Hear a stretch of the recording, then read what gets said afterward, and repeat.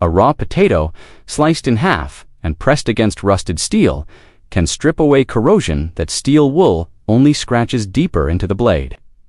This is not folklore, and it is not some modern trick dressed up to look old.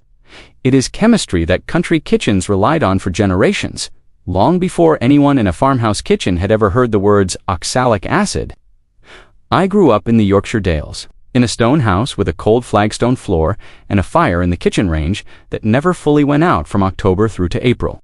My grandfather kept a drawer of knives that had belonged to his own father before him, carbon steel blades with wooden handles worn smooth and dark from decades of daily hands. He never once in his life bought a bottle of rust remover from a shop.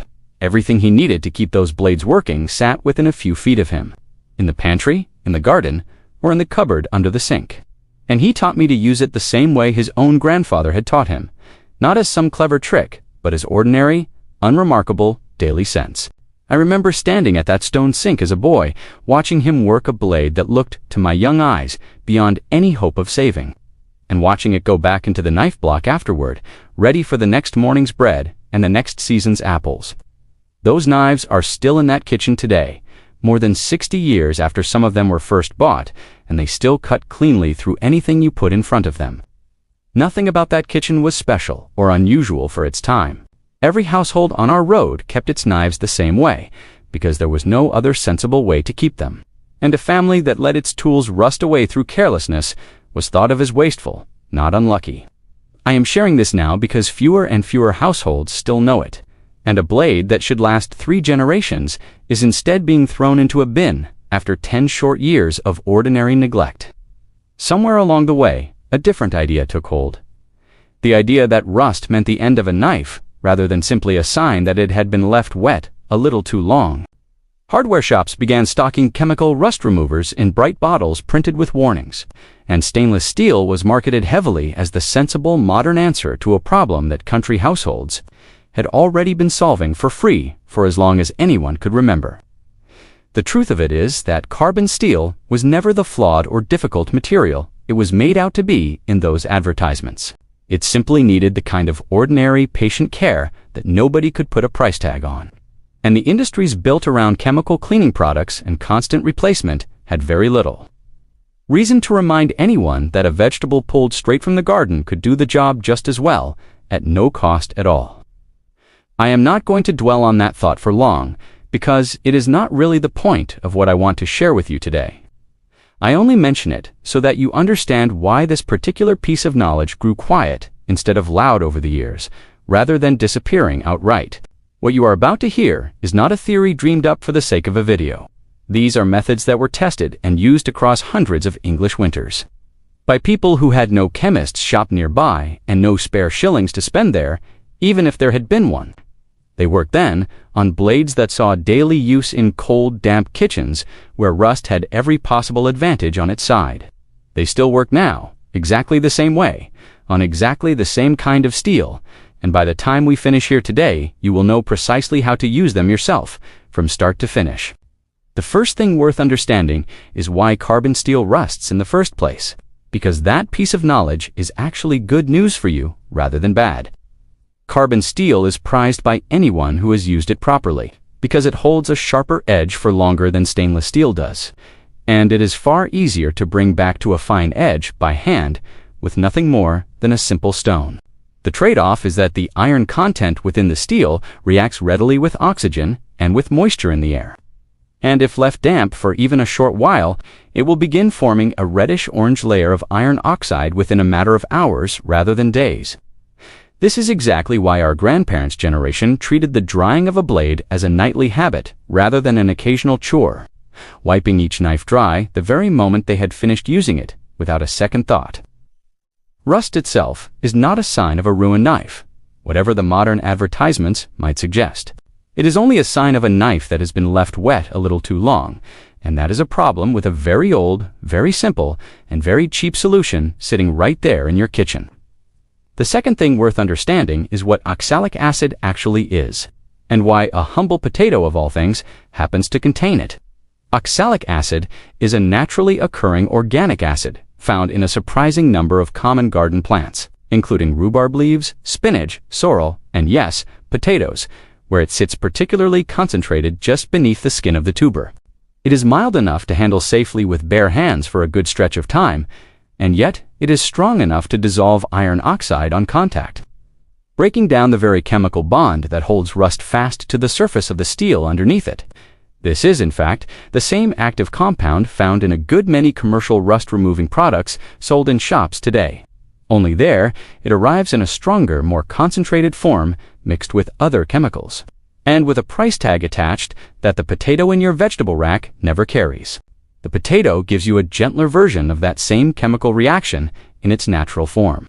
And it does so without abrading or scratching the surface of the metal the way steel wool or sandpaper would if you took to a blade with either of those instead.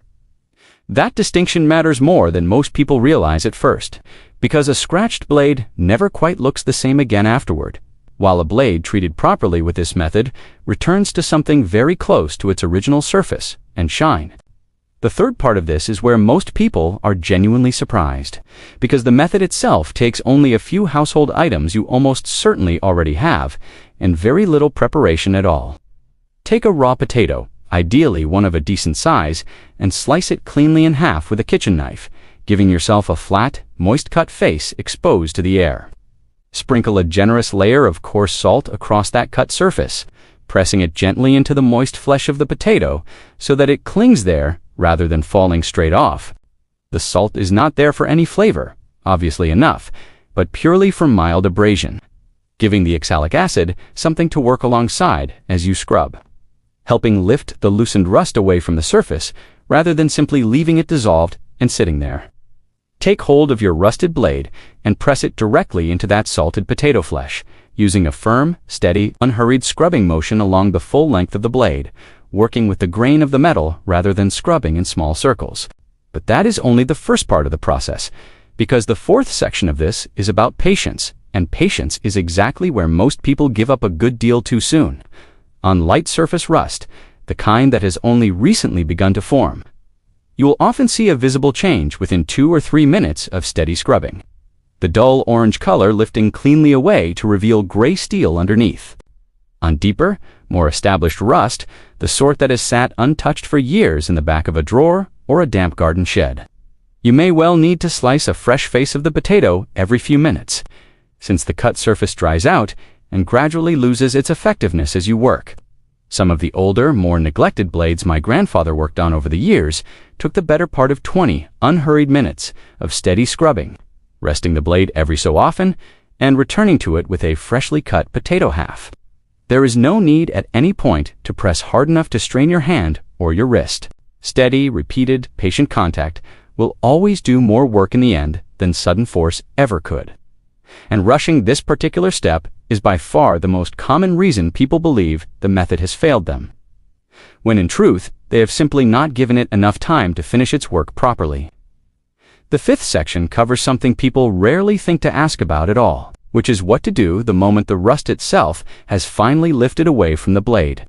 Rinse the blade thoroughly under warm running water to remove any remaining salt, potato starch, and loosened rust particles from the surface, and from the small crevices near the handle where debris likes to gather unseen.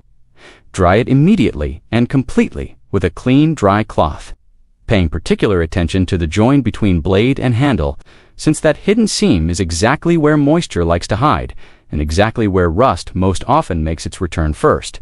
This one single habit, drying a blade the very moment it comes out of the water, rather than leaving it to air dry on a rack overnight, is arguably more important to preventing future rust than any cleaning method you could ever hope to use afterward.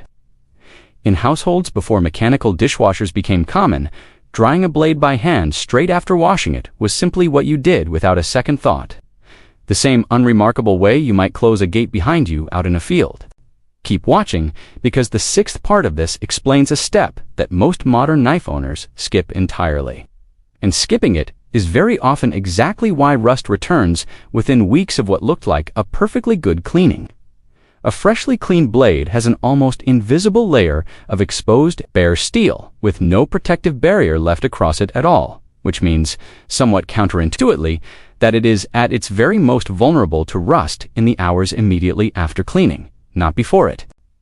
Apply a very thin coat of plain vegetable oil, or mineral oil, if you happen to have it, across the entire blade using a soft cloth, working it carefully into every part of the surface, including up near the spine of the blade and right down to the point at the tip. This step was traditionally done with whatever cooking fat or oil already happened to be sitting open in the kitchen, and there was never any need for anything specially bought or branded for the purpose alone. The thin film of oil forms a simple barrier against moisture in the surrounding air, and on a blade that sees regular daily use. Wiping on a fresh light coat perhaps once a week is genuinely enough to keep rust from establishing itself on the steel ever again. The 7th section deals with rust that has gone well beyond what a potato alone can reasonably manage, because certain blades that have sat forgotten for decades in a shed or an attic need a somewhat stronger first pass before the potato comes into it at all. For genuinely heavy corrosion, a soak in plain white vinegar for somewhere between 2 and 4 hours will begin breaking down the very thickest crust of rust before you even bring the potato and salt into the process at all. Submerge only the blade itself in the vinegar, never the wooden handle, since vinegar left in contact with wood for too long can dry it out from within and cause it to crack or split over time. After soaking, the same potato and salt scrub becomes far more effective, finishing off what the vinegar has already started, and doing so gently enough that it will not strip away the good layer of steel sitting underneath all that old rust. This two-stage approach, vinegar first for the very worst of the corrosion, and potato second for the finishing work, was common practice for old farm tools, just as much as it was for kitchen knives, and it saved many a blade over the years that would otherwise have ended up thrown out with the rest of the rubbish. The 8th section is about sharpening, because a rust-free blade that has since gone dull through years of use is still, in practical terms, an unused blade sitting quietly in a drawer. A whetstone, wetted with plain water, drawn along the edge of the blade at a consistent, shallow angle, will restore a working edge to carbon steel far better than any modern pull-through sharpener from a shop ever could hope to manage. Carbon steel takes an edge more readily and more finely than stainless steel does, which is a large part of why it was the material of choice for generations of English kitchens, long before stainless steel became the fashionable, heavily marketed alternative. 10 to 15 even, steady strokes on each side of the blade, keeping the angle consistent throughout rather than pressing down harder as you go, will bring most ordinary kitchen knives back to a genuinely working edge within only a few minutes of quiet effort. This is a skill rather than some rare talent, and like most handwork, it improves noticeably each time you sit down and practice it. Before we move on to storage, it is worth knowing that this was not the only method Victorian households relied on, and understanding the alternative helps explain why the potato method endured, while others quietly fell away. In grander Victorian kitchens, servants used what was called a knife board, a flat wooden board coated in a fine abrasive powder known as bath brick, made from crushed limestone and dried mud from the River Severn, and blades were rubbed back and forth across it by hand for several minutes at a time. It worked, after a fashion, but it was slow. It wore down the steel a little more with every use, and it required a board and a supply of brick dust that ordinary rural households simply did not always have to hand. The potato and salt method spread instead through smaller farmhouse and cottage kitchens, precisely because it needed nothing beyond what was already growing in the garden or sitting in the pantry, and because it was gentler on blades that families expected to hand down rather than replace. By the time of the 2 World Wars, when metal itself was scarce and a good knife was treated as something close to precious, this cheaper, gentler method had become the far more common one across ordinary English households, simply because it cost nothing and asked nothing of anyone beyond a little time at the sink. The 9th section is about where you choose to keep these blades once they are clean, sharp, and freshly oiled, because poor storage can undo good work far faster than almost anything else. A knife left loose in a crowded drawer, knocking against forks, spoons, and other blades every time the drawer opens, will lose the fine edge of its work and pick up fresh scratches that expose bare metal to the air all over again. A wooden knife block, or blades individually wrapped in soft cloth, keeps that edge properly protected and reduces the constant moisture contact that so often starts the whole rust. Cycle over from the very beginning. Magnetic strips fixed to the wall work well too, provided the kitchen itself is not a particularly damp or steamy one. since condensation, settling quietly on an exposed blade overnight, can undo an entire week of careful drying and oiling in a single night. The 10th section is worth pausing on separately because it concerns the handle rather than the blade, and handles are very often the part that fails first on an old knife, long before the steel itself gives out. Many vintage kitchen knives were fitted with wooden handles, often beech, ash, or boxwood, depending on the region and the maker, and wood behaves quite differently to steel when it comes to moisture. A wooden handle that is left wet or soaked for too long during cleaning will swell slightly, then shrink again as it dries. And repeated over months and years, this swelling and shrinking is exactly what causes the small hairline cracks you often see running along old handles near the bolster. The traditional remedy was simple and required nothing more than what was already sitting in the kitchen cupboard: a small amount of plain vegetable oil, rubbed into the dry wood with a soft cloth and left to sit for perhaps 10 minutes before wiping away the excess. Keeps the grain of the wood supple and far less prone to cracking. This was typically done every month or two on knives in regular use, and it was treated as no more remarkable than oiling a squeaky hinge or greasing a garden tool before putting it away for the season. A handle cared for this way will often outlast the household that first owned it, which is a large part of why so many genuinely old knives that survive today still have their original wooden handles intact, rather than replacements fitted later on. The 11th section is a short one, but it matters a great deal if you are working on a knife you have inherited or picked up second-hand and know very little about, because not every old blade in a kitchen drawer is actually carbon steel to begin with. A simple magnet test will tell you a good deal, since carbon steel is strongly magnetic, while many stainless steels used in cheaper modern cutlery are only weakly magnetic or not magnetic at all. Look too at the color of the steel itself once it is clean, since carbon steel tends toward a duller, grayer tone, while stainless steel keeps a brighter, more silvery shine even after years of use. Older carbon steel blades will also often develop a fine, even gray patina across the surface over time, even without any rust at all, which is a completely harmless layer. And in fact, many collectors and cooks who understand the material actually prefer to leave that patina in place once the rust itself has been dealt with, since it offers the blade a small amount of natural protection against future corrosion. Knowing which kind of steel you are actually working with before you begin saves a good deal of wasted effort. Since the potato and salt method is built specifically around the chemistry of carbon steel, and it has far less work to do on stainless blades that were never as prone to rusting in the first place. The 12th and final part of this method is really more of a habit than a single distinct step, and it is the one that made all the genuine difference in my grandfather's kitchen over the years. Every blade in that house was wiped dry the very moment it left the water. Every few weeks it received a light coat of oil, whether it looked as though it needed one or not, and rust simply never had the chance to take proper hold in the first place. Prevention, carried out consistently and without fuss, will always outperform restoration in the end, even restoration as simple and as inexpensive as a potato pulled from the garden or the vegetable rack. But knowing this restoration method well means you are never truly at the mercy of a blade that has already gone wrong. Whether the fault was your own neglect, or whether the knife arrived already rusted, inherited from somebody else's kitchen drawer entirely, I think about all of this often, sitting by the fire of an evening with a knife in my hand that has quietly outlived the man who first bought it new. There is something genuinely satisfying about caring for a tool with your own two hands, rather than simply replacing it, about knowing that a problem which looks final and beyond hope is very often nothing more than a few minutes of patient, ordinary work away from being solved. We were never taught to see rust as failure in this part of the world, only as a sign that something had been left a little too long without attention. And attention, in a house like ours, was always something we could give for free, without a bill attached to it. Every generation before mine lived through a stretch of years when replacing things simply was not an option. War years, lean years, years when a knife that failed you was not a minor inconvenience, but a real loss.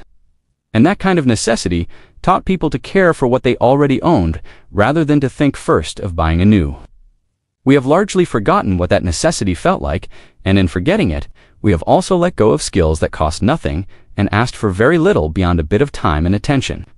What was lost over the years was never really the knowledge itself. It was only the habit of reaching for it. gradually set aside somewhere along the way in favor of driving to a shop and buying something new instead. Anyone willing to spend 20 quiet minutes with a potato, a little coarse salt, and a bit of patience can reclaim that habit just as easily as I did. Standing beside my grandfather at that old stone sink all those years ago, if this has been useful to you, there are a good many more methods where this one came from. I share a new one every day, drawn from the same kitchens, the same gardens, and the same quiet corners of English life where they were never really forgotten at all, only overlooked for a while. The old ways are still here, waiting patiently, much the same as they always have been. You only have to know where to look for them.